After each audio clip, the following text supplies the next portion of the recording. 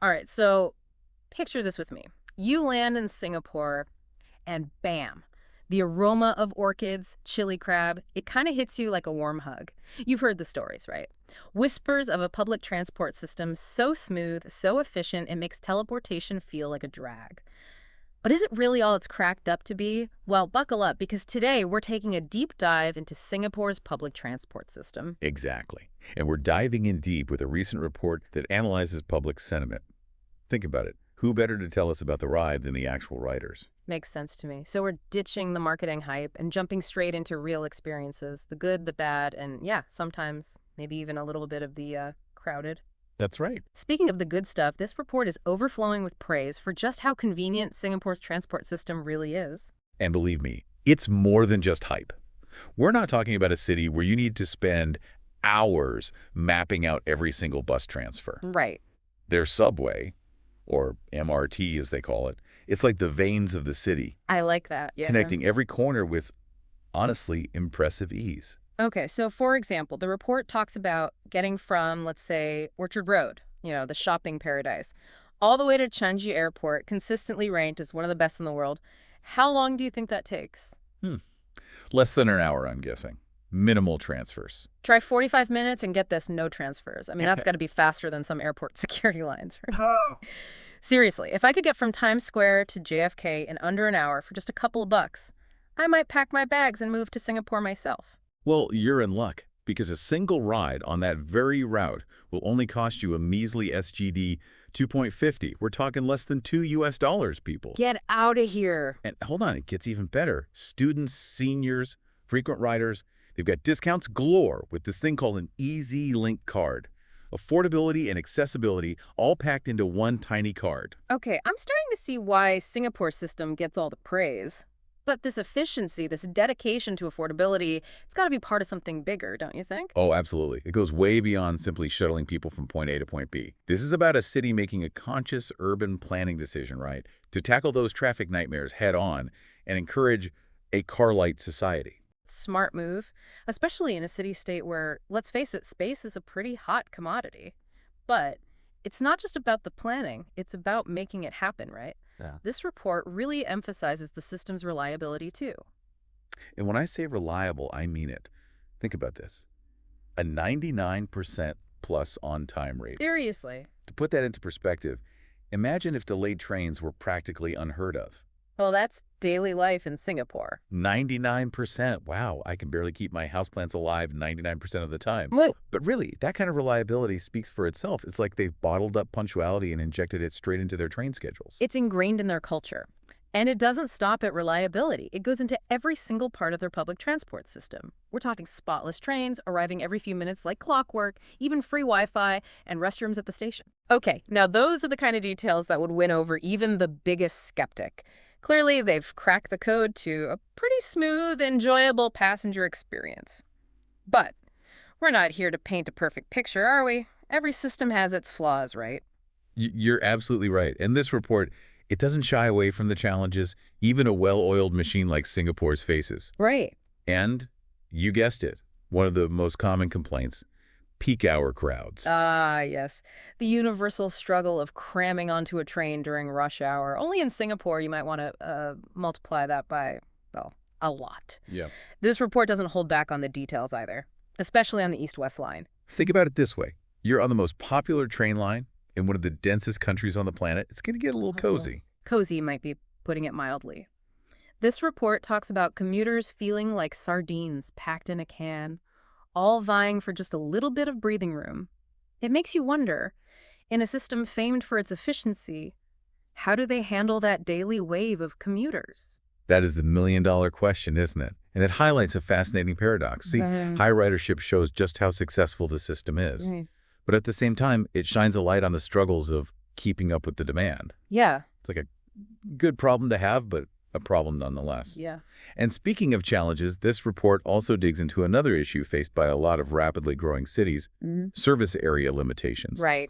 They specifically call out Bukit Timah, a residential area where it seems like development has outpaced public transport expansion. Yeah, it's a classic case of growing pains, wouldn't you say? You've got these areas booming in population, Yeah. but actually building out the infrastructure, Whether it's new train lines, more frequent bus service, it takes time. And resources. Not to mention meticulous planning and careful execution. Because if you rush expansion without thinking about what the community needs in the long run, you risk ending up with a system that just can't handle future growth. Exactly. And that brings us to a really crucial question this report raises. How can a city like Singapore, a city constantly pushing for progress, balance the need for an efficient, accessible public transport system with the realities of rapid urban development? It's a question that a lot of cities are wrestling with, wouldn't you say? Not just in Asia, but all over the world. It really is a global issue, isn't it? Getting that balance right. And it's not just about like adding new lines, new routes. We got to talk about the cost of keeping this whole thing running smoothly. And speaking of which, this report, it doesn't shy away from the, let's call it the elephant in the room, rising fares. Yeah, it's definitely something commuters in Singapore are dealing with. The report acknowledges, the overall affordability, but it does point out a pretty consistent upward trend in fares. Which, honestly, nobody wants to hear about, right? Especially when it comes to those everyday commutes. So what's the story there? Why the price hikes? Well, they're pointing to rising operational costs as a major factor. I mean, think about it, maintaining that top-notch efficiency, the reliability across such a massive network. It means constantly putting money back into infrastructure, technology, personnel. Right. It's easy to forget about the people, the technology, everything behind the scenes, keeping everything spotless and running on time. But for the everyday commuter, what does that cost increase actually look like? What are we talking about here? So the report highlights an average fare increase of 2–3% every year. Okay. Now, you see that number, and at first glance, it doesn't seem like a huge jump, right? Right. But those percentages, they tend to, well, they sneak up on you. Kind of like that extra dollar for your morning coffee. Before you know it, it adds up. Oh, absolutely. It adds up. And for families that are, maybe already stretching their budget, even a small increase like that can really make a difference. Exactly. And the report, it digs into that. It crunches the numbers to show the impact on low-income households. Yeah. And it could be an extra, say, 10 to 20 Singapore dollars a month. Wow.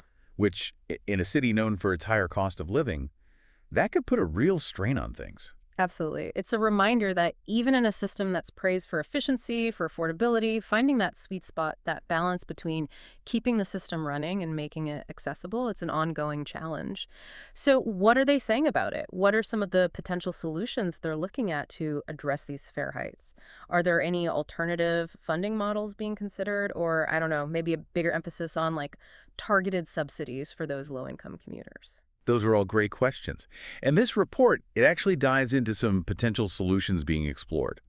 One that's gaining some traction is this idea of fare adjustments based on the actual distance traveled. So instead of everyone paying the same flat fare, you'd pay based on how far you go, kind of like a lot of other metro systems around the world. Exactly. That way, those commuters who are traveling shorter distances, they're not shouldering the burden of fare increases that are really meant to cover the costs of those longer routes. Right. It's about making the system fairer, more equitable for everyone. It's an interesting concept for sure. It allows for that flexibility, and it could potentially ease that financial strain on certain commuters.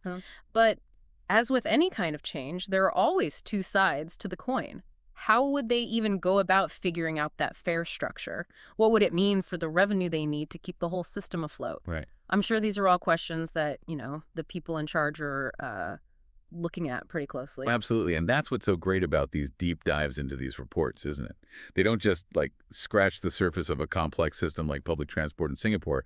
They spark important conversations about the future of urban mobility as a whole. Yeah, it's like getting a backstage pass.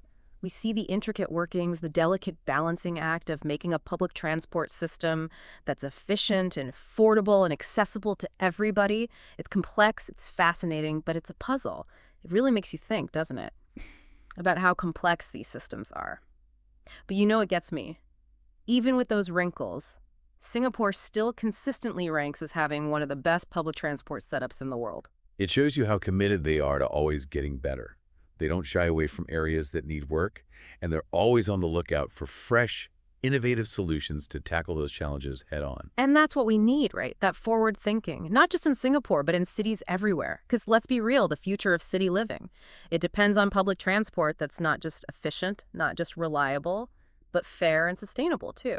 Couldn't agree more. And this brings me to a question I'd love to leave our listeners with. We've seen Singapore's system impressive, no doubt. But there are always trade-offs. So I'll ask, if it were up to you, what would you put first in a public transport system? Ooh, that is a good one. I like that. So would you be open to paying a bit extra if it meant shorter wait times, less packed trains, or would you be all about keeping it affordable above all else, even if it meant, maybe a little less convenience? It's a balancing act, no doubt about it. There's no magic answer that fits every city, every rider. But when we have these chats and we really think about what commuters need, that's how we start to imagine and then actually build the public transport systems of the future. Totally.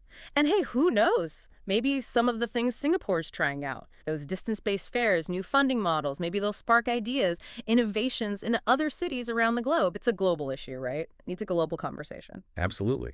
So, next time you find yourself crammed on that morning commute shoulder to shoulder, or maybe you're celebrating that your train actually arrived on time, remember. You're not just a passenger, you're part of something bigger. Yeah. Your experiences, what you see, what matters to you, it all feeds into shaping how we move in our cities in the future. Couldn't have said it better myself.